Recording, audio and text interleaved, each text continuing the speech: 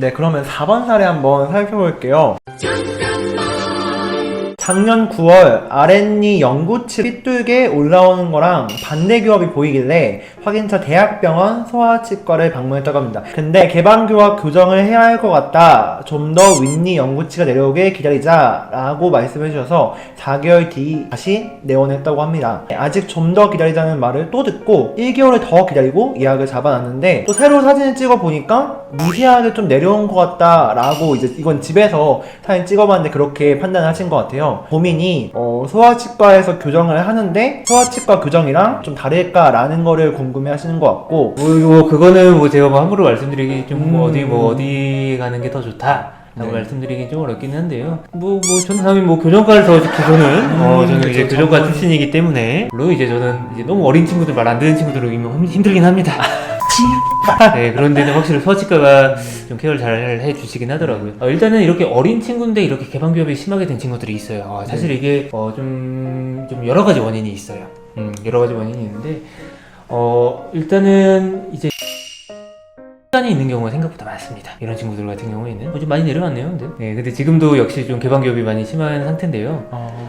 이런 친구들은 사실 다양한 원인이 있어요. 이비인후과적인 원인인 경우도 생각보다 많고요. 네. 혀를 내미는 습관 때문에 이렇게 생기는 경우도 많이 있어요. 혀 내미는 습관 네, 때문에요? 맞습니다. 예.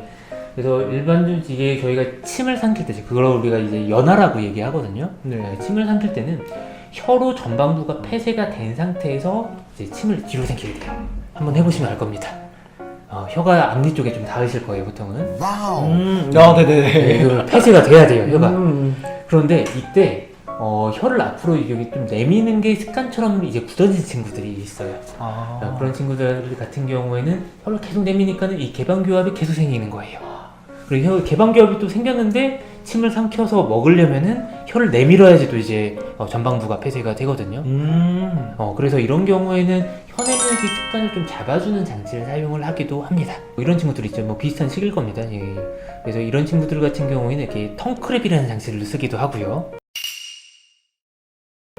이거는 혀를 내밀지 못하게 막아주는 장치예요. 입안에 이렇게 생겼습니다. 엄청 불편할 것 같죠? 텅크랩. 네, 텅크랩이라고 하는 장치를 가장 많이 쓰는 장치 중에 하나고요.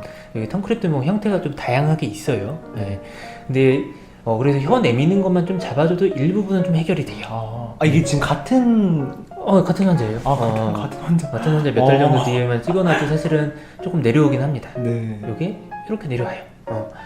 그런데 이게 100%는 사실 대부분 해결이 안 되는 경우도 많이 있어요. 혀 내미는 습관이라는 게 사실은 이 치아만의 잘못은 아니거든요, 그게.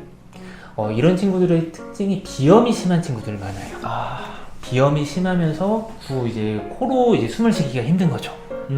혀를 이제 그러니까는 입으로 많이 숨을 쉬고 구호흡이라고 얘기를 하죠. 네. 그러다 보니까는 혀의 위치가 제일 내려가 있고 그러다 보니까 개방교합이 계속 생기는 경우도 있고요.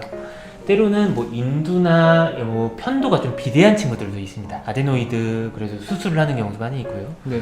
그리고 인후염이나 비염이 심한 친구들도 있고 다양한 원인이 있어요.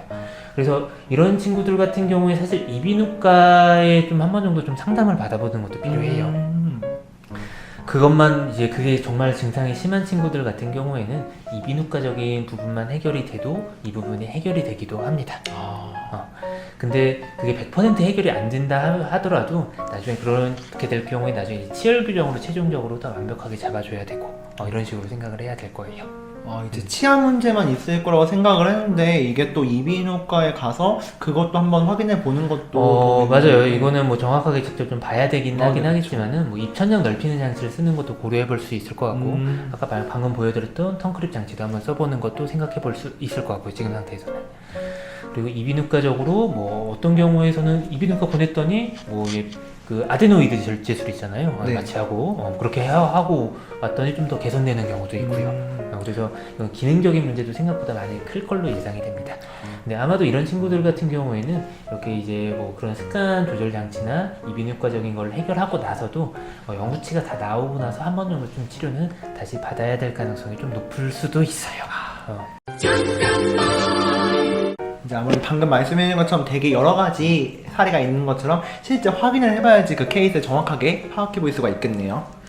예, 그렇습니다. 네, 알겠습니다. 그러면 마지막 사례네요.